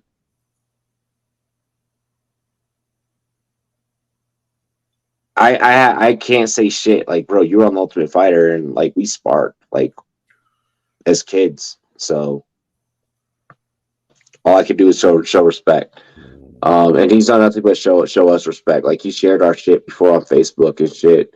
Mike, you can go and add him too. Like you can go and add him and shit too. Yes. Hey, look out for a Best Ball Mania episode. Between Roto Lounge and Rumboyz, like a real like live stream, like what happened the other night. Like there was impromptu shit happened. Look out for a live. We're gonna make it work. We're gonna make it work. We're gonna fucking make that collab work. I like it. Yo, you guys ready to talk about Buffalo though? Yes. I got some dude on that. All right. This whole Buffalo drama. I'll let Taco go first. We got Stephon Diggs, and I guess he's not happy, and McDermott's worried about Diggs not showing up to practice for one day, but then Diggs showed up the next day. All he had to do was get his physical, and his agent's like, yo, what the fuck are y'all worried about? Is the media freaking out about Diggs not showing up to camp? Or like, are we chill on Diggs? Like, is Diggs a diva or not? Like, are we having the same discussion that we had when he was in Minnesota? Who goes first? You. I mean, I'll be honest. Right now, this is the media overblowing it, but also the coach overblowing it. Coach, the reports where he met with him and what was it, the agent as well, but or not the agent, the GM as well before when he got into town, and apparently he wasn't at camp, but like I don't know, like it just seems like it was a whole lot of hype or a lot of blow up that didn't quite need to happen the way it needed to happen. And McDermott's the coach's comment really is what fueled it, because he's like, oh my god, yeah, I'm worried. Like, you really didn't need to go. You could play the political route at that point for your star wide receiver, who is really put his body on the line for the team and is basically begging for the ball because your team's not winning and he wants to help you guys win. So I really hate when guys like that who literally have carried you to a certain point that literally are now begging for the ball because I already got you here and now you don't get me the ball. And now I'm upset because guess what? I done put my blood, sweat, and tears in this whole season. And when push comes to shove, I'm not here. I'm not getting the ball. I'm not being schemed in. You're not just making sure I have this ball like you did earlier in the season. So, I understand and I think it's a little bit blown out of topic, but yeah. I definitely agree with the media kind of really out of proportion because the coach kind of just like I feel like maybe was in his feelings and just was a little bit too harsh, and the media ran. I don't like it for the. By the way, John Bones Jones talking on PFL. So I put on the caption so I can hopefully catch some of this in case we have to report anything breaking. In case he's rocking PFL gear. That's a weird indication. Maybe he could be an ambassador or something. So we'll definitely follow the story on John Bones Jones and how this progresses. I mean, a UFC fighter rocking PFL gear while under contract. Well, didn't McGregor do that with the bare knuckle joint? He wasn't supposed to. He was not supposed to do that. He was not, and that was a thing that caused a lot of fucking shit. Nothing happened. He's cornering somebody. That's all it was. Yeah, no, that's fine. Yep. That's acceptable under UFC bylaws. But I only noticed because I submitted an application to the UFC, so I had to read every fucking term and conditions. At the end of the week, we need to talk about Jones because there's some stuff we need to talk about. Not today. Yeah, because we got to try and make airtime. We got to try now make airtime. We're now like covering time. Look, the way that I feel about the Stephon Diggs thing, Mike, how do you feel really quick? Sorry. So I do agree with Taco that they're blowing it out of proportion. However, I do think there's a little bit of smoke to the fire. Because of comments from one person that no one's mentioned yet, and that's Josh Allen himself. There is a little bit of friction there. Josh flat out said that part of it is his fault. I'm not saying that it's friction that no one can handle or anything like that. We don't know what's happening in DMs. No, that's what I'm saying. But what I'm saying is I don't think it's problems that can't be solved. It's not the Minnesota Diggs problem is what I'm saying in reality. I think they'll figure it out. I think this is something that two grown men just need to suck it up, do what's better for the team. Diggs will be there. Don't worry about it. They need to get him the ball a little bit more, but the problem is, one of the problems with trying to get him the ball a little bit more is he's going to get double teamed. Maybe he won't get double teamed as much with, Robbie's favorite thing in the NFL, and that is the two tight end set. He loves those tight ends. He loves those tight ends sandwiched with because it makes my job easier as a fucking receiver on a pass play if it's a pass. And if it's a run, I know it's a run. I just have to block. Hold on, Robbie, those tight ends make it easy as receiver. Fuck you. No, but I'm going – hold on. Yo, hold on. My homie Mally Malice watching this episode somewhere, and he's like, yeah, Robbie, I make your job easy. Yes, Robbie likes the two tight ends. He likes them nice and round. But here's the problem. Hey. Gabe Davis is the goddamn problem. Ooh. Because until Gabe Davis gets his head out of his ass, no one is going to double team another receiver on that team. And until then, Stephon Diggs is going to get double teamed. So it's going to be up to Kincaid and Knox to do something. I am going to say it again, and I know my team won the Super Bowl, and Robbie's going to give me shit for saying this because all Robbie says when I bring this up is, don't forget, your team is the best in the league. I understand that. But I don't care. Our secondary was dog shit. Gabe Davis got all that hype for one freaking reason, and that was scoring all those touchdowns against a shitty defense. I'm not getting in on your team this week. That is on next week's show sheet. Oh, fuck you. We're not doing that. We're not doing that. We're going to save that segment. We're going to save that segment right before fucking preseason. But you understand what I mean. All I'm saying is Gabe Davis got too much hype. That's all I'm saying. No, you're right. You're right. Look, my opinion. Especially given what Mike just presented in his take, that they maybe kind of look and recalibrate some things a little bit. Buffalo, you need Stephon Diggs. Figure out a way to make this motherfucker happy. Figure out a way to make the jumbo set work. Especially with Kincaid and Knox, I don't think you can afford to just have one. You definitely need to have both for at least the next year, 2 years. So at least Kincaid can eventually take over and be the one. Then you can bring another guy. But you need to establish a jumbo set. You need to fucking figure out how you can run the damn ball. You cannot run the ball to save your life. You can utilize the pass game, but your pass game doesn't open up your run enough. The way that you run the ball, Buffalo,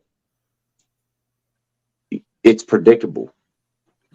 Defenses know when it's coming. You play too traditional. Hang on. You play too traditional. If you want to beat a team in the AFC Championship, like the Kansas City Chiefs, you need to make shit up. Because I have a feeling that's who the fuck you're facing again this year. So to Should back you Robbie's major? point up, to back Robbie's point up about the 2 tight end set and what he said about needing them for a couple years, Dawson Knox, they have an out on Dawson Knox's contract, but it is not until after 2024. I just looked it up. So having him for 2 years with Kincaid and then probably seeing him leave is what I expect, but that's what they need. Exactly. Figure out ways to utilize the run to create. Even if you switch to an RPO type of style of offense, which doesn't hurt you because you have a running quarterback still.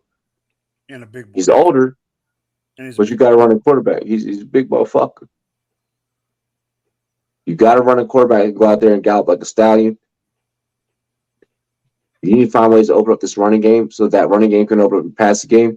You keep Stephon Diggs happy that way. You want to keep a receiver like Stephon Diggs. We featured Randy Moss on our fucking cover athlete photo. I've been studying wide receivers before half y'all motherfuckers even knew what a wide receiver was. You're welcome. That was hard to put on there for the conversation that we had.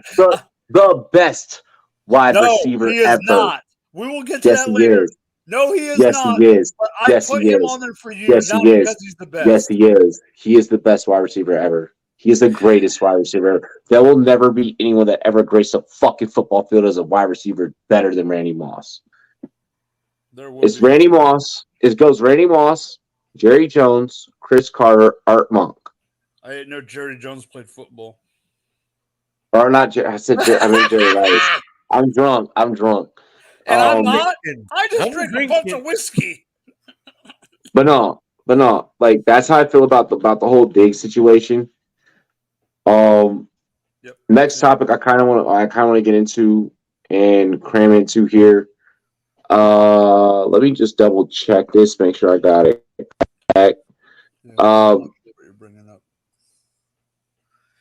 Ooh. Oh, I had to because I had to switch one around. I think it was.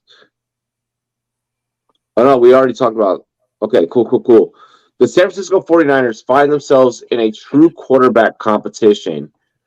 Following this last season, Brock Purdy, my Glock Purdy, oh, my dick clean, I'm riding dirty. Listen, Brock Purdy, Trey Lance, number 1 or first round draft pick Trey Lance, 8-0 Brock Purdy. Who gives you let's not take the fantasy angle. We'll take the fantasy angle and circle back there. NFL, who provides this offense a better ROI?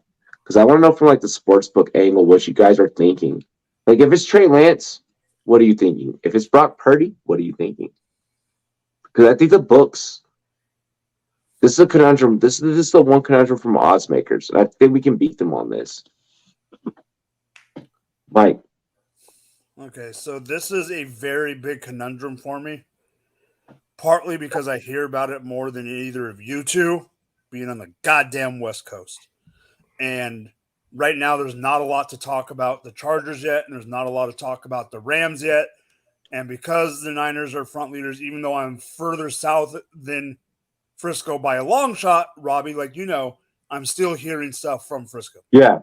I mean, there's Niners fans all over I have Niners fans. This whole West Coast region, like when you go from Montana down, like that shit is weird. Jacked up. So the Purdy Lance thing, I am actually afraid. I know they're saying that I'm more afraid than what people. I'm afraid that Purdy's arm is still not going to be ready on week 1. I'm afraid if it is ready. No, I know. That's where I'm going. I'm afraid that if it is ready, 90% ready, they're going to rush him in, and he's not going to be ready for it. I personally think I'm afraid. See, I have a different angle. Okay, no, that's fine. And I think I know where you're going on this. But you can attest to the fact that you've never been a Lance guy. Okay, you've worked with me. We did the Lance profile together, and yes. I just want to make sure I'm on the right track with you. No, yeah, okay, yes. Because I want to say that to. I'm on record. So Purdy, I am afraid that people are going to overhype what he did last year and say, "Oh my God, blah blah," and teams are going to be able to study him and whatever. And I'm not saying it's a complete flash in the pan. But I do not think that 8 games isn't a flash in a pan. I understand that. But what I'm saying is people on the West Coast are acting like he's a franchise quarterback, and I don't think he is.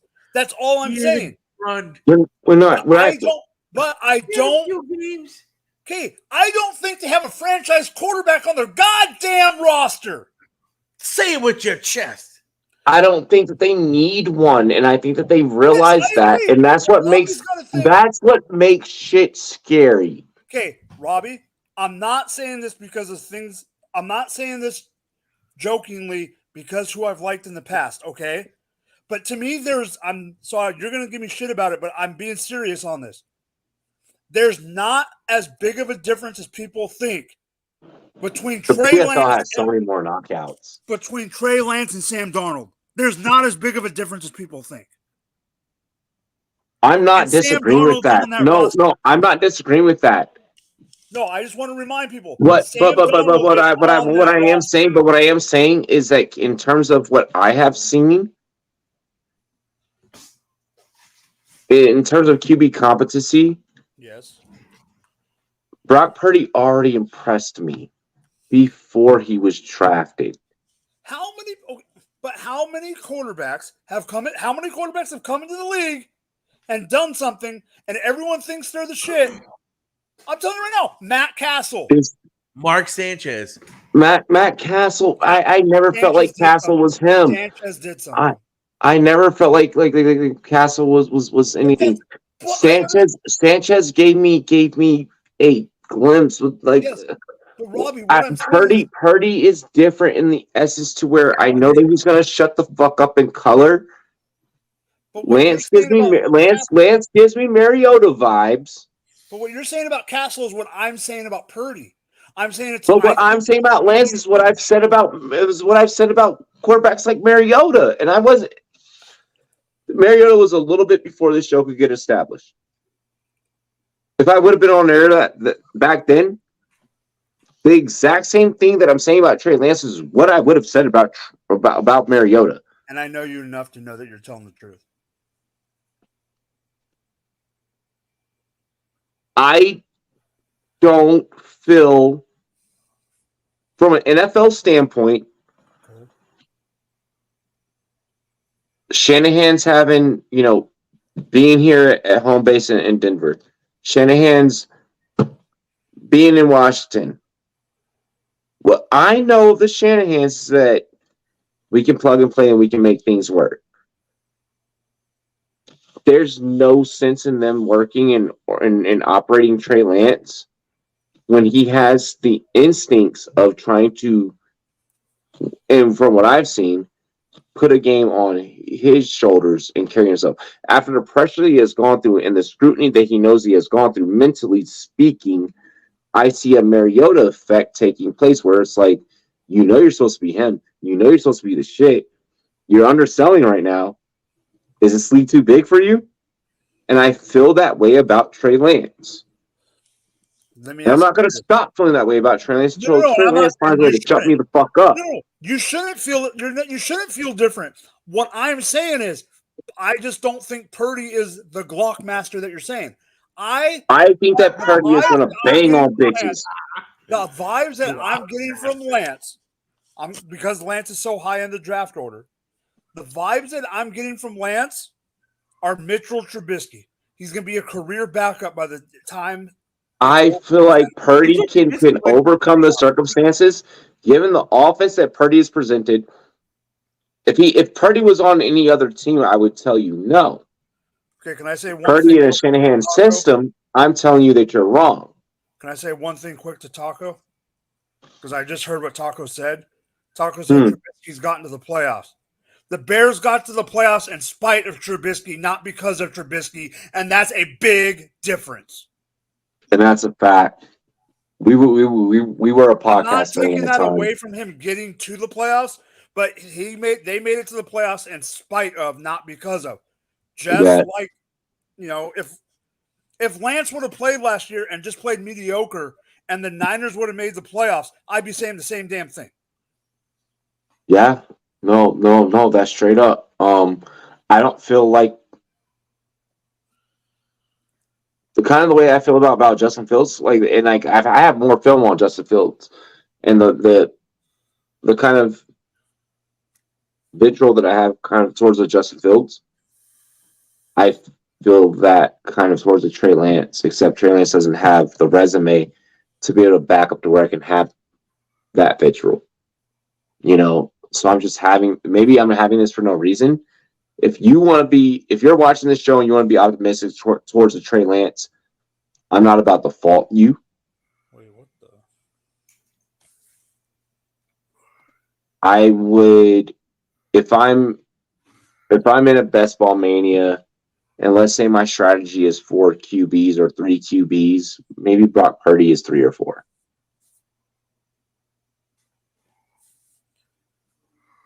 I'm not saying that I wouldn't take Brock as a 3. Play at least one best ball mania lineup, Mike. I'll figure it out. Okay. Hey, I can see it now. All right, next topic. I'll be straight up with you, Taco. After what I've already seen, Mike's a better fantasy football player than you. We'll see. I'm already in multiple leagues with Robbie. We'll see. I've seen this motherfucker actually I've seen him chase down like trophies against experts. Like I've seen him really be in. I won a league in the yeah. Like I've seen him be in the fields. Like, yeah. We'll figure it out. Yeah. We'll see. Go to the next topic. By the way, July 1st, Rumboyz leagues go live. Just so everyone knows. What's the next topic on the docket? I think I covered all the NFL topics, correct? I thought there was one more. I feel like that there is one more. We did the digs. I feel like there was one more. I don't know what happened. There was definitely one more. If we don't have one more, I want to bring up a topic that's not NFL related. What? PFL has more knockouts. What does everyone think of John Morant? 25 games. Because I think I am on the outside looking in. I think people at my work think I'm crazy. I think it's a shocker that he didn't get more games. If this was David Stern. If David Stern, it would have been a full season. It would have been a full season. And you know what's crazy though? I thought he was going to get 50. The players I thought he was going to get 50. The Players Association's mad that he got 25. Taco, the Players Association is paid to say that. While I do agree with you, They're gonna say that no matter what. The They were NBA Players, convinced at 10. the NBA Players Association is completely different from the NFLPA. They operate. I know this for a fact. They operate on completely different bylaws. They think completely different. It's a different sport. I just like in general, like I agree that he should have gotten more time based on the bad press in general he's bringing to the whole league over his inability to control himself. I think. But here's the thing: it's not the whole league, motherfucker. It is him. It is you. What happened? That is that motherfucker. Yeah, like that is him. That is him. He has to be, taught a lesson. Period. I'm gonna keep it real. I'm gonna keep it real. Celebrities stepped out and tried to defend Ja. When the greatest rapper of all time, and I'm a huge Tupac fan, I'm a huge Biggie fan. Mathematically, I'm a huge Eminem fan. I'm a huge 50 Cent fan. I'm a huge Wu-Tang fan. When literally, probably speaking, mathematically, like really when the greatest rapper of all time says, "Hey, I'm willing to mentor this kid." Who was that? I didn't hear that. Jay-Z? Lil Wayne. You put Lil Wayne over Jay-Z? What the? How many mixtapes does Jay-Z have? How many mixtapes does Jay-Z have? Mixtapes. How many albums does Jay-Z have compared to Lil Wayne? Where'd he go? If Jay-Z and Lil Wayne had to fucking do a versus, Lil Wayne's winning that. Tupac would have had more if he didn't get killed. Bro. That's true. That's not fair. We're not doing that. We're not doing what I'm that. saying is, I understand what your point. What I'm saying is, to me, from what catalog to catalog. Yeah, I mean, I know. I can't. Like, Pac is on my wall right here, bro. Like, I can't do that. I can't go there. Pac is the greatest. Pac is the greatest rapper ever to ever live. My favorite rapper of all time. My favorite is a white boy. But I'm not saying he's the best. But that makes sense. He appeals to you guys a little bit more. Yeah, because I am whatever I say I am. If I wasn't, then why would I say I am? And the paper, the news every day, I am. Slim Shady is what I am. M is definitely in my top 5. Hold on, I just want to make sure M is in my top 5. Jay-Z is in my top 5. I have Lil Wayne top 10. I have Lil Wayne top 10. But I can admit this. Like, I have Jay-Z above him. I have Jay-Z above Lil Wayne. So wait, but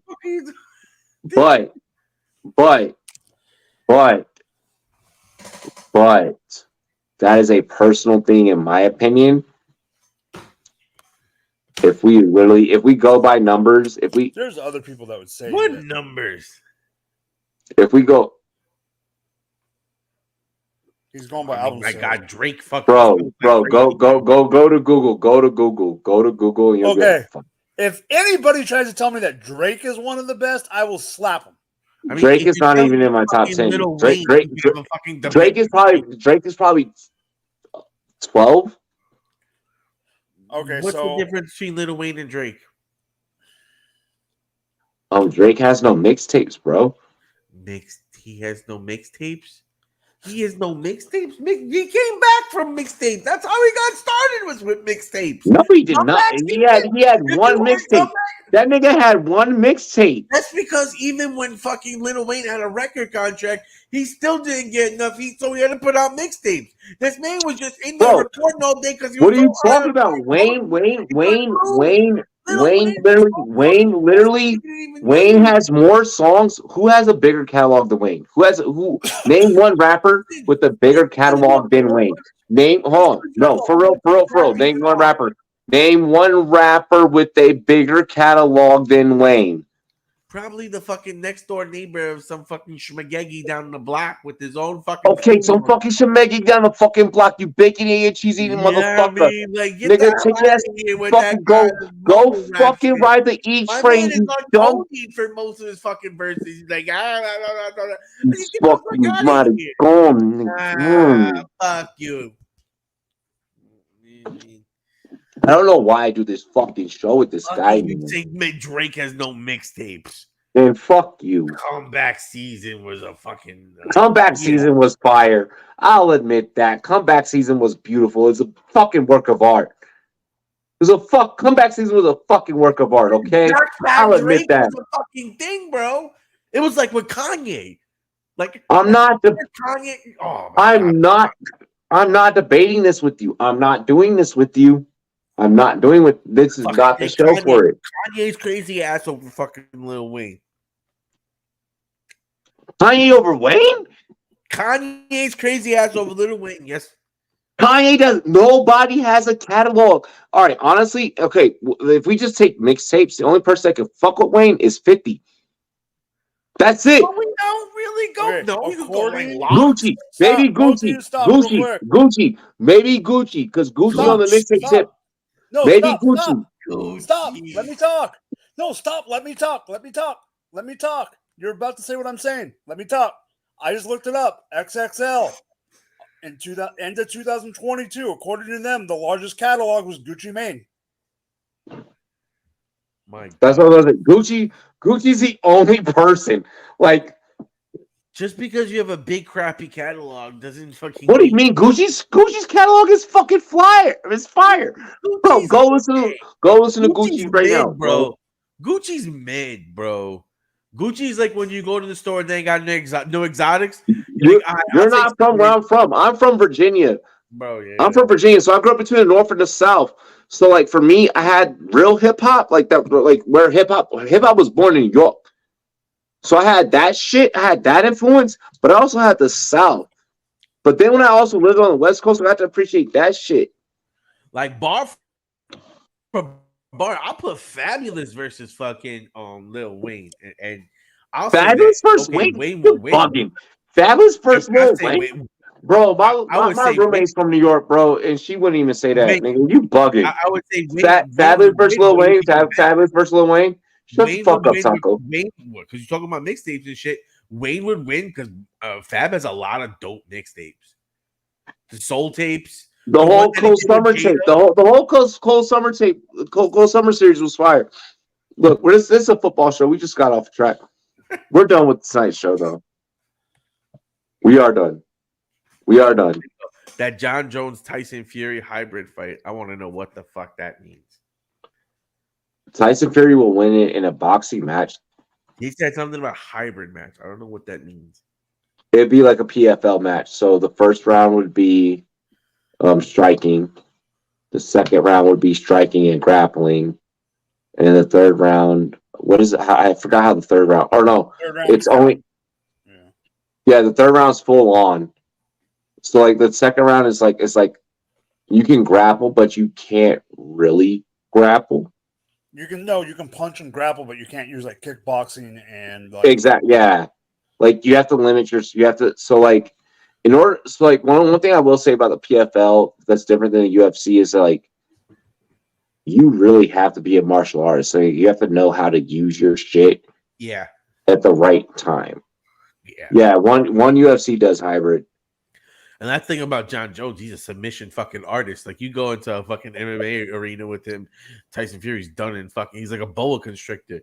He's just gonna find a way to work his way around him and fucking end up choking him out. That's an interesting take. I mean, just because like if it is a hybrid thing, that's what the rumor is. And I heard that if it's a hybrid thing, and if me personally, like as a person. I'm afraid to get hit by either man. Bro, that would be I do not want Tyson Fury fucking hitting me. Well, it won't matter because John Jones ain't going to win his next fight against Stipe. Whoa. Yeah, I don't know. No, Stipe, yeah, not going to fucking be fighting, man. The rumors are he's not going to be ready. And Jones might be facing the other guy. Taco, we work in media. We need those rumors. Yeah, We well, need those rumors. that's what I'm saying. These rumors are fueling that. I don't give a fuck. This Cheers is to what's me. going. Cheers to you. Happy birthday, Robbie. What it do? What it do? Wait, Go. now do it. do it. Do it. Go do it. Do it. Cheers to me. Cheers to you. All the wrong boys and girls, what it do. Look out for this weekend's content. We appreciate you. Dilly dilly. And before I hit the button, happy birthday, Robbie.